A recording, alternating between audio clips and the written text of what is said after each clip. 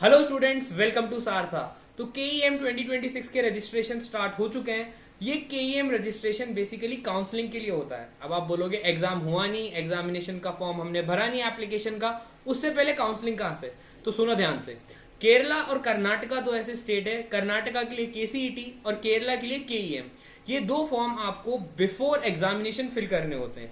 KEM के application एक बार NEET exam के दोबारा बाद में भी एक बार ओपन होगा, लेकिन उससे पहले आपको एक बार अभी भी फिल करना होगा। ये किस लिए होता है? This is for admission in private colleges of Kerala. जो बच्चे एआईक्यू से जाना चाहते हैं और जो बच्चे स्टेट कोटा के थ्रू अवेल करना चाहते हैं, उन्हें भी केईएम का रजिस्ट्रेशन करना कंपलसरी है। बेसिकली केईएम के थ्रू आप यूनानी, आर्किटेक्चर, इंजीनियरिंग और डिफरेंट अलाइड कोर्सेज में जाते हैं। हमारे लिए इंपॉर्टेंट बात क्या है कि जो बच्चे ऑल इंडिया कोटा से केरला के प्राइवेट कॉलेजेस में पार्टिसिपेट करना चाहते हैं, उन लोगों के लिए फॉर्म फिल करना इंपॉर्टेंट है। क्यों? क्योंकि केरला एक ऐसा स्टेट है जहां पे प्राइवेट मेडिकल कॉलेजेस की फीस पैन इंडिया में सबसे कम है।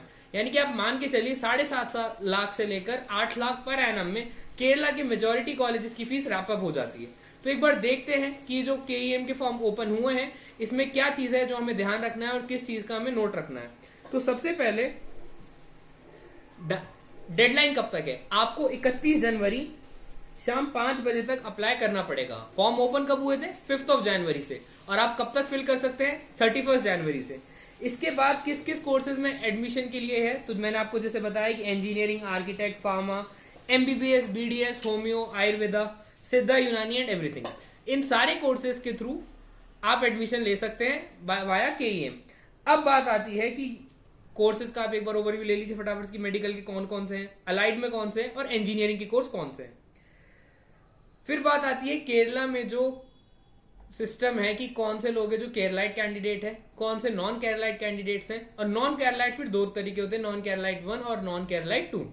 केरलाइट कैंडिडेट वो होते हैं जो केरला में ही बॉर्न एंड ब्रॉट अप हुए होते हैं, या फिर वो लोग जो आईएएस, आईपीएस ऐसी एडमिनिस्ट्रेटिव सर्विसेज में जिनके पेरेंट्स केरला में कैडर में पोस्टेड हुए, तो उन लोगों को भी केरलाइट कैटेगरी में माना जाता है। नॉन केरलाइट 1 में वो लोग आते हैं जिनके पेरेंट्स केरला में काम करते हैं और उन बच्चों ने अपना क्वालिफाइंग एग्जाम केरला में क्लियर कर लिया है। फिर इसके बाद अगला आता है नॉन केरलाइट 2। तो उसका देखने से पहले आप शुरू से एक बार पूरा देखिए। केरलाइट क्या है? Indian citizen of Kerala origin and children of all India services like IAS, IPS and IFS.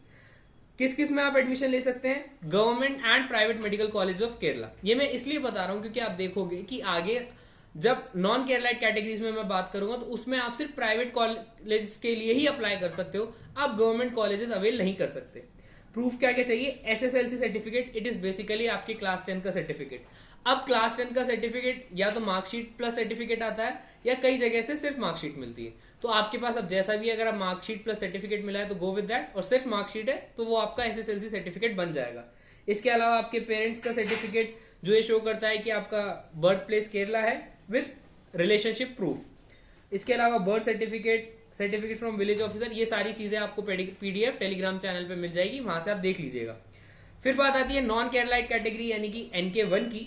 तो कैंडिडेट जो केरला ओरिजिन की नहीं है बट ये कंडीशन सेटिस्फाई करते हैं कोई सी भी, या तो उन्होंने क्वालिफाइंग एग्जामिनेशन किया हो या उनके पेरेंट्स सेंट्रल गवर्नमेंट या डिफेंस एम्प्लॉय, जैसे मैंने आपको बताया था। सेकेंडली, क्वालिफाइंग एग्जामिनेशन क्लियर किया और उनके पेरेंट्स ने गवर्नमेंट ऑफ केरला को एटलीस्ट 2 ईयर्स के लिए सर्व किया हो, या वो केरला के रेसिडेंट्स है for 5 years with in the last 12 years of study, and उनकी जो 8 से लेकर 12 तक की स्कूल एजुकेशन हुई है वो केरला में हुई है। अब ये बच्चे कौन कौन सी सीट्स के लिए एलिजिबल है?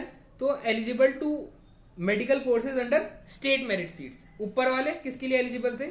For government and private medical colleges. अब इसके लिए क्या क्या रिक्वायर्ड डॉक्यूमेंट्स है? तो employer certificate, residence and school study certificate. Next is non Keralite category 2 यानी कि NK2। कैंडिडेट जो ना तो क्वालिफाई करते हैं as Keralite and non Keralite 1, not eligible for admission to government medical colleges. जो बच्चे एआईक्यू से प्राइवेट में जाना चाहते हैं वो सारे इस कैटेगरी में फॉल करेंगे। And not eligible for communal reservation, special reservation and fee concession. ये सारी चीजें, ये बेनिफिट्स हैं जो केरलाइट कैटेगरी वाले बच्चे अवेल कर पाते हैं और दूसरे बच्चे अवेल नहीं कर सकते।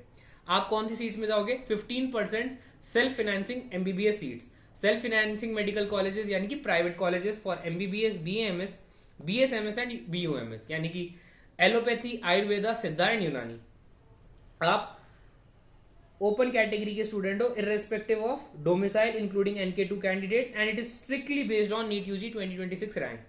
तो देखिए केरला की जो काउंसलिंग है वो थोड़ी डिफिकल्ट रहती है, तो अगर आपको इस काउंसलिंग प्रोसेस में या फॉर्म भरने में कोई भी दिक्कत आती है तो आप इस नंबर पे जाके कांटेक्ट कर सकते हैं 7203086849।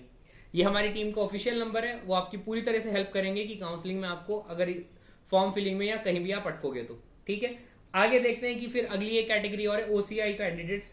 These are PIO card holders and treated with Indian citizen only for admission purposes. ये भी एलिजिबल नहीं है कम्युनल और स्पेशल रिजर्वेशन के लिए और ना ही फी कंसेशन के लिए।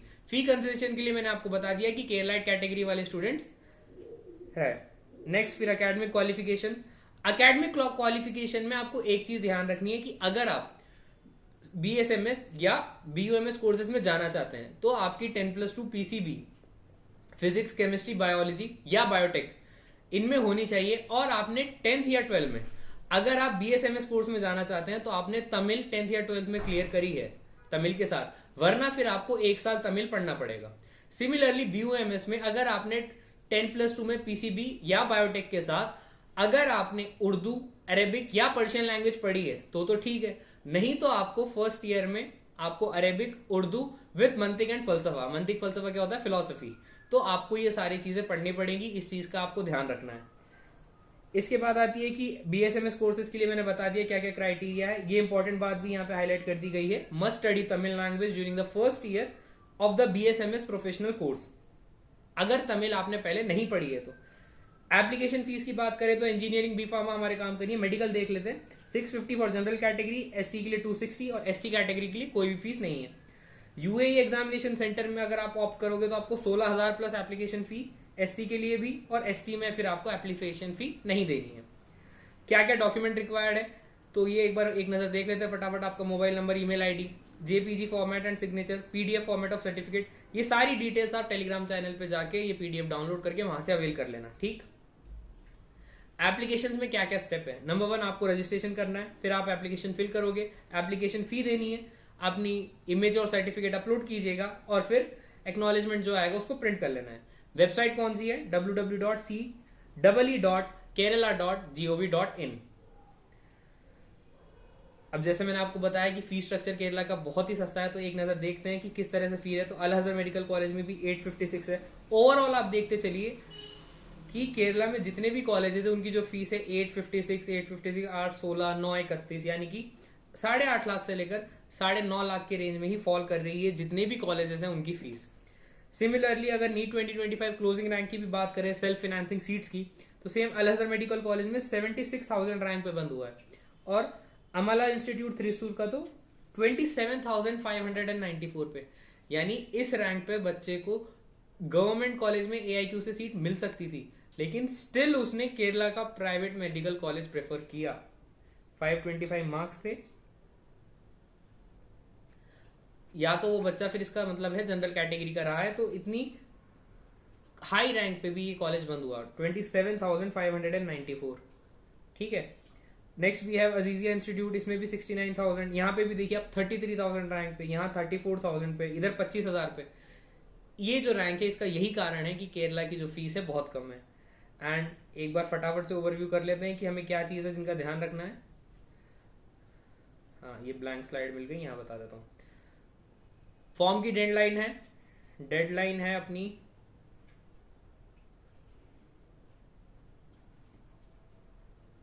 ये देखिए 31 जनवरी। ठीक, अगर आप BSMS या BUMS कोर्स में जाना चाहते हैं तो आपको या तो Tamil for BSMS and Urdu, Arabic and Persian आनी चाहिए, यानी कि आपने 10+2 में 10th या 12th इससे क्लियर करी होनी चाहिए। तीसरा जो इंपॉर्टेंट चीज क्या है कि आप कौन सी कैटेगरी में बिलोंग करते हो, कि आप केरलाइट कैटेगरी में आते हो, NK1 में आते हो या NK2 में आते हो। इसी बेसिस पे आपको रिजर्वेशन का या फिर आपको जो फीस में कंसेशन है और भी जो बेनिफिट्स है गवर्नमेंट की तरफ से केरला, वो आप अवेल कर पाओगे। केरला और कर्नाटका की काउंसलिंग थोड़ी पेचीदा हो जाती है, थोड़ी डिफिकल्ट हो जाती है, तो अगर आपको कोई भी प्रॉब्लम आए तो मैंने आपको टीम का नंबर भी दिया था, एक बार दोबारा मैं स्क्रीन पे लिख देता हूँ, 7203086849।